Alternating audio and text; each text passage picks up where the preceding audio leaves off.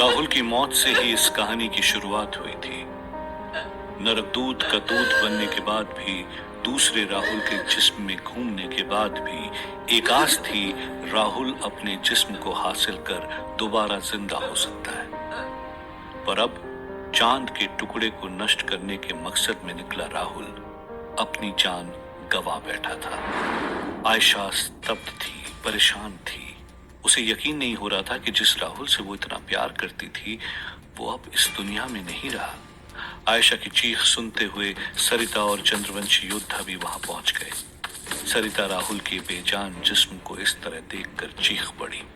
चंद्रवंशियों की आखिरी उम्मीद उसका राजा था और अब उसी को मरा हुआ देखकर चंद्रवंशी योद्धा भी घुटनों के बल जमीन पर लाचार गिर चुका था। लेखा ने जैसे ही राहुल के जिस्म के पास बैठकर उसे छूना चाहा तो आयशा ने चिल्लाते हुए कहा, दूर रहो तुम लोग, मेरे राहुल की जान तुम लोगों की वजह से गई है। आयशा की इस बर्ताव से लेखा हैरान थी। लेखा ने चिल्लाते हुए कहा, मैं दूर रहूं? राहुल हम चंद्रवंशियों का राजा ही नहीं बल्कि मेरे पति भी हैं। लेखा राहुल के जैसे ही और पास आने लगी, आयशा ने उसे धक्का मारकर पीछे कर दिया था। आयशा ने चिल्लाते हुए कहा, तुम लोगों ने फंसाया है मेरे राहुल को।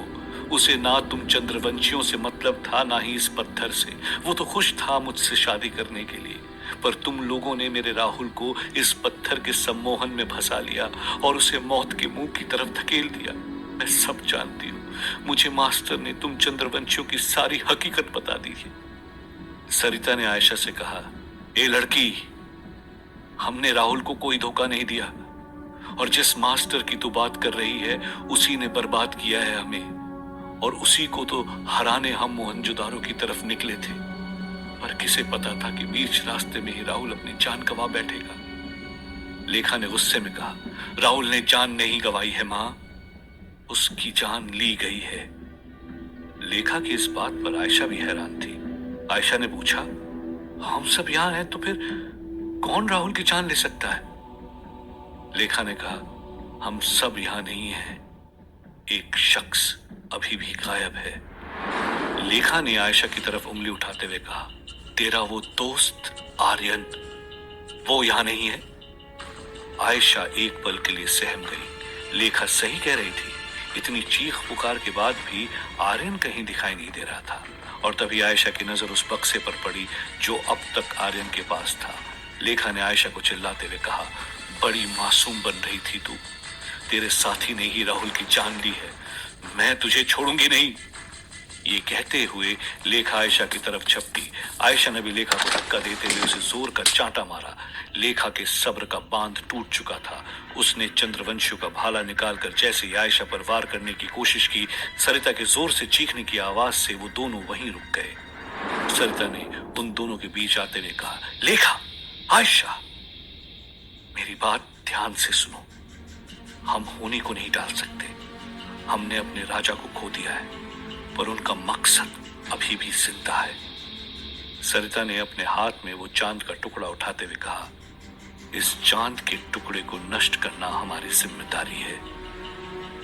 लेखा ने नम आंखों से सरिता की तरफ देखते हुए कहा, पर मां, अभी अभी राहुल की मौत हुई है और अभी आप। सरिता ने लेखा की बात काटते हुए कहा, सरहद के इस पार इतना बड़ा जोखिम उठाकर आने के पीछे राहुल का एक ही मकसद था, इस चांद के टुकड़े को नष्ट करना। हमारे पास वक्त कम है। अगर मास्टर यहाँ पहुंच गया तो वो हमें किसी भी हाल में अपने माया जाल में फंसा लेगा। बेटी, हमें फौरन यहाँ से निकलना होगा।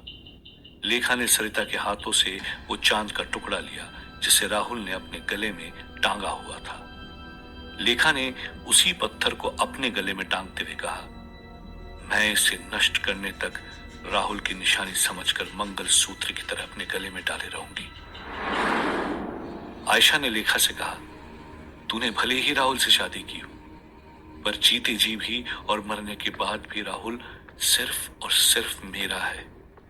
तुझे बस इस पत्थर से मतलब है तो ले जा इसे। लेखा वहां से जाने को तैयार नहीं थी, पर सरिता के बार बार मनाने पर लेखा इस चांद के टुकड़े को मिटाने के रास्ते निकालने को तैयार थी। जाने से पहले लेखा राहुल की बेजान पड़े जिस्म को छूना चाहती थी। उसकी लाश के पास बैठकर कुछ पलों के लिए राहुल को याद करना चाहती थी, पर आयशा ने लेखा को राहुल के पास आने तक से रोक दिया था।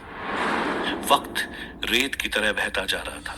सरिता बार बार लेखा को चलने के लिए बेबस कर रही थी और लेखा आखिरकार बिना राहुल को ठीक से अलविदा कहे वहां से चली गई थी। बस छोड़ गई थी आयशा को नम आंखों के साथ राहुल के जिस्म के पास रोते हुए। पर लेखा के जाते ही आयशा ने अपने आंसू पोंछे। उसने आसपास पड़ी लकड़ियों को इकट्ठा कर उनका बिस्तर बना दिया और राहुल के जिस्म को उस पर रख दिया। फिर आयशा ने अपनी आंखें बंद कर मास्टर का नाम लेना शुरू किया।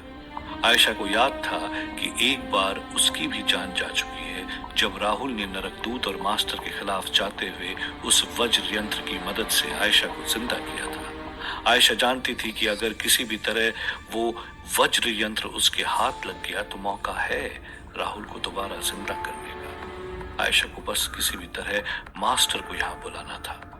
आयशा ने जोर जोर से मास्टर का नाम पुकारने की कोशिश की, पर इस घने जंगलों के पेड़ों पर बैठे पक्षी भी आयशा की चीख से उड़े नहीं। तो आयशा की चीख मास्टर तक कैसे पहुंच सकती थी?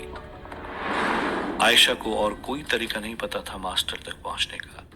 वो बिना रुके मास्टर का नाम चिल्ला रही थी। आयशा गलत नहीं थी, उसकी चीख पुकार मास्टर की गुफा में भी गूंज रही थी। मास्टर अपनी गुफा में बैठा उस खौलती हुई कढ़ाई में आयशा की बेबसी देख रहा था। मास्टर भी राहुल की मौत से खुश नहीं था। आखिर राहुल ही वो कड़ी थी जो उसे चंद्रवंशियों के उस चांद के टुकड़े को हासिल करने में मदद कर सकती थी। पर आयशा की चीख से भी ज्यादा मास्टर को अपनी गुफा में आ रही चीखें परेशान कर रही थी। मास्टर उड़ते हुए अपनी गुफा के उस हिस्से में पहुंचा जहां पानी के बने कुंड में लाखों आत्माएं कैद थी।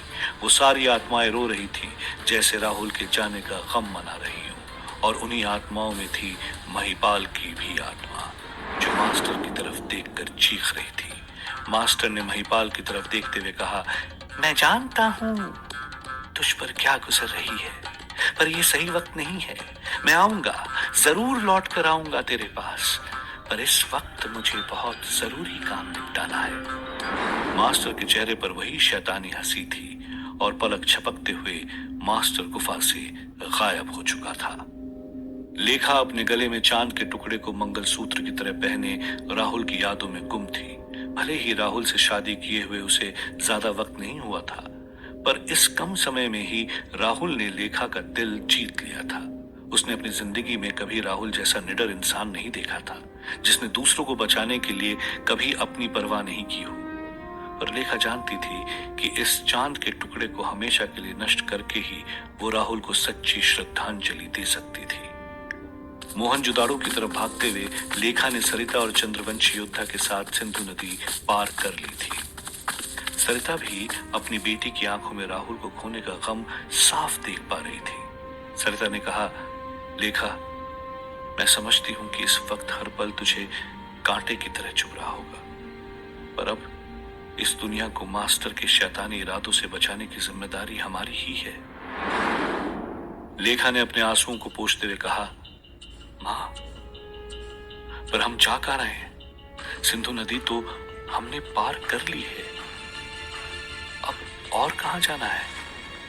सरिता ने लेखा को सामने की तरफ इशारा करते हुए कहा, वो देख लेखा, वो सामने है प्राचीन सभ्यता का सबसे पौराणिक शहर मोहनजोदाड़ो। यहीं से सारी सभ्यता की शुरुआत हुई थी। मोहनजोदाड़ो का मतलब होता है मुर्दों का टीला। इस जमीन पर पूरी एक सभ्यता दफन है। लेखा ने जब सामने देखा तो वो दंग रह गई। हजारों साल बाद भी प्राचीन सभ्यता के इस शहर की दीवारें आज भी मजबूत थी। इस शहर के किसी भी सुनसान मार्ग पर उस बैलगाड़ी के रुन झुन सुन सकते थे जिसे लोगों ने पुरातत्व की तस्वीरों में मिट्टी के रंग में देखा था। लेकिन उन अधूरे पायदानों पर खड़े होकर लेखा अनुभव कर सकती थी जैसे वो सभ्यता और वहां के लोग आज भी जिंदा हो। वहां खड़ी लेखा इतिहास को नहीं बल्कि वहां के वर्तमान को झांक रही थी। आजादी के पहले तक ये नगर भारत का सबसे पुराना थल चिन्ह था। मोहनजोदाड़ो के सबसे खास हिस्से पर बौद्ध स्तूप की आकृति बनी देख लेखा भी दंग रह गई थी। मोहनजोदाड़ो योजनाबद्ध तरीके से बनाया गया एक शानदार शहर था, जिसमें अविश्वसनीय तरीके से सारी सुख सुविधाएं मौजूद थी। यहाँ बने घरों में पक्की ईंटों से बने स्नान घर और शौचालय थे। लेखा ने चौंकते हुए सरिता से पूछा, माँ, जब ये शहर प्राचीन काल में भी इतना आधुनिक था, तो फिर कोई कैसे इसे तबाह कर सकता है? यहाँ के लोग, यहाँ की सभ्यता कैसे लुप्त हो गई? क्यों हम हमारे वंशज को छोड़ उस गुफा में रहने लगे? सरिता ने कहा, जब कोई समाज ज्यादा तरक्की करता है तो बुरे लोगों की उस पर उतनी ही नजर पड़ जाती है। मोहनजोदाड़ो के विनाश से इस पृथ्वी की उन्नति को बहुत झटका लगा था। हमारी सभ्यता हमेशा जीती रहे, इसीलिए तो हमने दुनिया से छुपकर उस गुफा में अपनी दुनिया बसा ली थी। ये सब बातें चुपचाप सुन रहे उस चंद्रवंशी योद्धा ने पूछा, पर ये शहर तो अब वीरान है, यहाँ ना जानवर है ना इंसान। हम यहाँ पर कैसे इस चांद के टुकड़े को नष्ट कर सकते हैं? इस सवाल का उत्तर तो सरिता के पास भी नहीं था। सरिता ने योद्धा से कहा, मुझे बस इतना पता है कि इस शहर में कोई खुफिया सुरंग है जो शहर के ठीक नीचे बह रही नदी तक जाती है। लेखा ने चौंकते हुए पूछा, शहर के नीचे नदी? सरिता ने कहा, हाँ, उसी नदी की मदद से ही तो सालों तक ये शहर और यहाँ रहने वाले लोग जिंदा रहे। अगर हमें वो नदी मिल गई तो हम आसानी से उस नदी के छोर पर बने मंदिर में पहुंच सकते हैं, जहां इस चांद के टुकड़े को हमेशा के लिए मिटाया जा सकता है। लेखा ने कहा, हम उस नदी को ढूंढ कर रहेंगे मां। जब तक मैं इस पत्थर को नष्ट नहीं कर देती, मुझे चैन नहीं मिलेगा। लेखा, सरिता और चंद्रवंशी योद्धा उस प्राचीन सभ्यता की गहराइयों में गुम उस नदी को ढूंढने में जुट गए थे। आयशा भी जान से जुटकर मास्टर का नाम पुकारे जा रही थी। मास्टर ही राहुल को जिंदा करने की आखिरी उम्मीद थी, और मास्टर ने भी आयशा को निराश नहीं किया। आयशा के पीछे खड़े होकर मास्टर ने गहरी आवाज में कहा, आयशा। आयशा चौंक गई थी। उसने पलट कर देखा तो मास्टर ठीक उसके सामने खड़ा था। मास्टर ने राहुल के मुर्दा जिस्म को देखकर कहा, मुझे यही डर था, ये चंद्रवंशी राहुल को झांसे में फंसाकर उसकी जान ले लेंगे। आयशा ने कहा, चंद्रवंशियों ने नहीं, मेरे दोस्त आर्यन ने जान ली है मेरे राहुल की। क्यों और किस लिए मैं नहीं जानती, बस इतना जानती हूं कि तुम मेरे राहुल को दोबारा जिंदा कर सकते हो। आयशा ने मास्टर के सामने घुटने टेकते हुए कहा, मैं तुमसे राहुल की जान की भीख मांगती हूँ मास्टर, प्लीज मेरे राहुल को बचा लो। उसने हमेशा तुम्हारी मदद की, नरक दूत को हराने में वो तुम्हारा सहारा बना। तुम पर एहसान है राहुल का। मास्टर ने कहा, मैं किसी का एहसान नहीं रखता आयशा, पर हाँ, राहुल मेरे लिए भी दोस्त से बढ़कर था, पर अफसोस अब मैं भी उसे बचा नहीं सकता। आयशा ने गुस्से में चिल्लाते हुए कहा, झूठ झूठ बोल रहे हो तुम। तुम्हारे अंदर तो नरकदूत की शक्तियां हैं, और वो वज्र यंत्र भी जिससे राहुल ने मेरी जान बचाई थी। मास्टर ने कहा, हाँ, है मेरे पास वो वज्र यंत्र, पर उसकी शक्तियां जा चुकी हैं। उसे दोबारा तैयार करने का रास्ता बहुत मुश्किल है। आयशा ने कहा, वज्र यंत्र को दोबारा जगाने के लिए जो भी करना पड़े मैं करूंगी, बस तुम मुझे तरीका बताओ। मास्टर ने कहा, चांद का टुकड़ा। उस चांद के टुकड़े की मदद से मैं वज्र यंत्र को पुनः जगा सकता हूँ। जब तक वो चांद का टुकड़ा मेरे पास नहीं आता, मैं भी कुछ नहीं कर सकता।